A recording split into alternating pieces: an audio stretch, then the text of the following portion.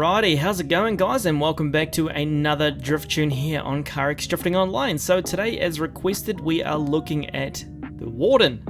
This guy right here has asked me to make a drift tune, and he definitely picked one of the trickier cars in the game to tune, because you don't really see these cars too often, and there's a reason why. Not only do they feel sluggish, it's literally like driving a slug on wheels. It is not the funnest thing to tune, so thank you, dude. You gave me a good challenge, and this thing was definitely a challenge. Now, some of the pros about this car: it has a lot of power and a lot of room for improvements. A lot of downfalls of the car. Some of the cons: it's not very snappy on its transitions. It feels slow. It feels sluggish. It doesn't feel very responsive. What's some other issues that it does have? It feels very loose. That's another issue the car has. It's like the Prince. It's very hard to figure out the sweet spots where the car feels grippy. This thing you just can't feel any grip in it, which I have managed to fix. Another thing, there is a slight delay in the gear change. So when you do change gear, you do actually lose power. Unlike some of the other cars, you can stay in the high RPMs the whole time when changing gears.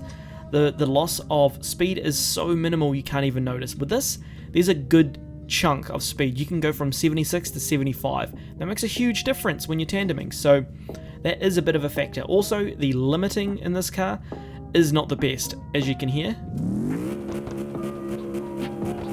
There is a slight delay. It's like dun dun dun dun. Some of the cars in this game, you get a full-on like orangutan coming out of the exhaust, man. It's just like non-stop, and you're good to go. But this thing, like I said, there's a bit of a delay, so it was tricky, dude. I've got it to the point where if you're going against some fast tandem dudes, I think you can hold your own. Now, I apologize for the lack of drift montage at the start. I'm just going to pop a few laps here real quick, just to show that this thing can get some angle. It can do a reverse entry if I can attempt to do it, because I'm not the best at that. I don't really muck around with the tricks. You guys know that by now.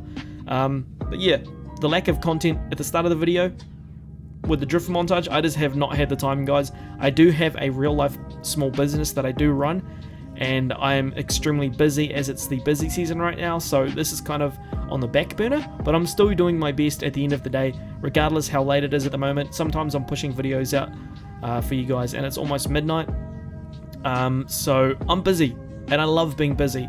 I just enjoy being busy, so yeah, with that said, if that makes any sense, let's get into the drift, and I'll see how this thing handles. Now, when you see it there, when I flick to the side, you're probably thinking, oh man, it's probably going to be super jittery, but that's just your initial turning. Now, when I get into the drift, it's smooth, okay? There's nothing wrong with that at all. If you make minor corrections, you can't even notice it with this thing. Now, I'm taking a pretty shallow line here, but for the most part, this car transitions nice and snappy now. It holds good speed in RPMs. It can go out wide if you want it to. Now, the reason it's pulling inwards, I'll explain that in a minute. Let me just see if I can do a reverse entry. There we go. Bit of a rough one. Now, I also would recommend increasing the power with the setup that I have on right now. Let's try again. Now, normally I hit this corner up here around about 75 miles an hour, and I continuously sit at around about, I'd say about 60 miles an hour. So I'm currently sitting just on 60 and exiting at around about 69. So it's decent. Obviously, when you're not talking and you're actually trying to concentrate and chase someone, it's a lot easier to keep up with the speeds, but you guys know what I mean. So let's go for another reverse entry here. See, fairly easy. Now, obviously, if I was going faster, I could probably hold that for longer as well. So go and hug that outside line right there. Oop, bit of a wall tap. And switch it back over to this side.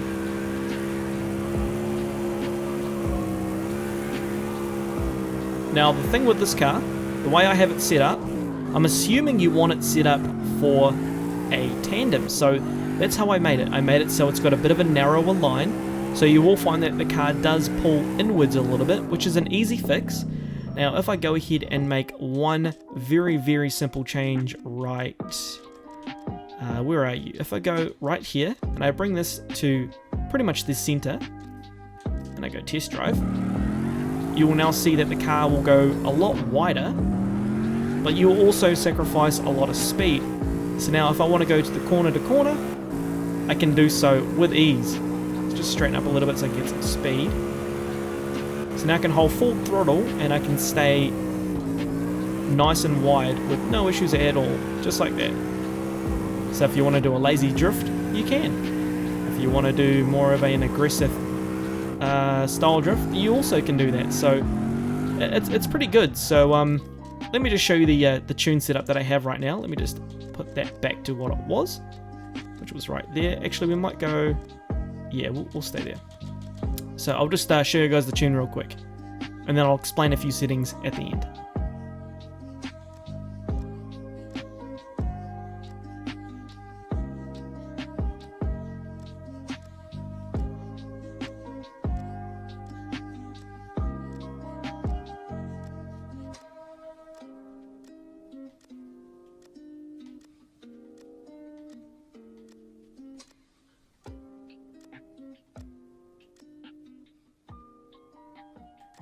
Alrighty, so I apologize for going a little bit too fast.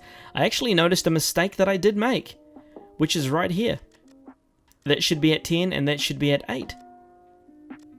And that's the only mistake, but you know what? It felt pretty good, so I'd say just roll with it, to be honest.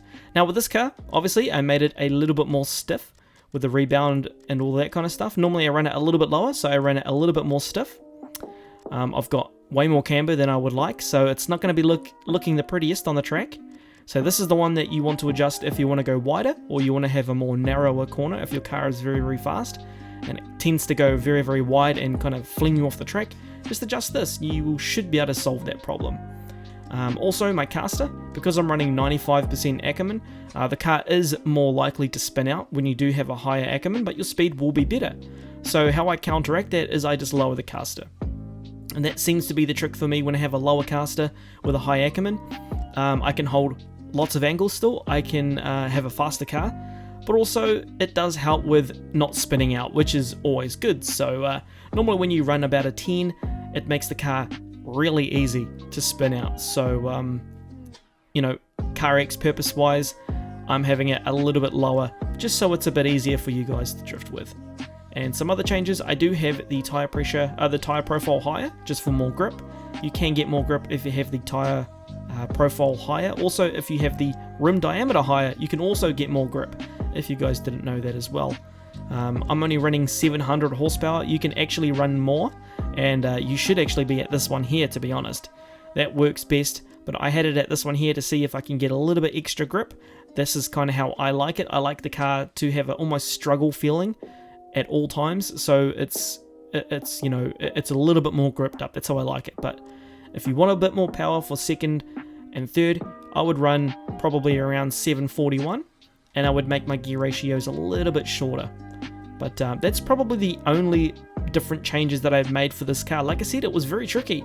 It took me a lot of time to kind of mess around with this car, to be honest. It was a headache, and I'm glad the damn thing is done. So I hope you appreciate the build, dude. I hope you enjoy it. And yeah, there's plenty of room for improvement on this thing, but it's probably somewhat more decent than what you're currently rocking. Well, I hope so anyway. So yeah, with that said, guys, I'm going to end the video here because I'm hella tired. And I will catch you tomorrow in the next video, which will be an interesting car also, which I was actually really surprised with. I was not expecting this car to drift this well, and I'm surprised I don't see it more often. I know it doesn't really fit the drift style theme, but you know, with the way we're going these days, look at Ryan Turk's new car. It's a goddamn Formula 1 engine in the thing. It's a V10. The thing's insane, man. It's absolutely insane, and I love it. I love how we are changing all of the things in drifting. It's getting so crazy now, you know, but sometimes I do miss the old school days of drifting. But anyway, enough of that. I'm out of here. I'll catch you guys in the next video. Hopefully you enjoyed. Don't forget to do all that stuff, you know, comment, like, subscribe if you enjoy it. I don't want to force it upon you. But yeah, I'm out of here.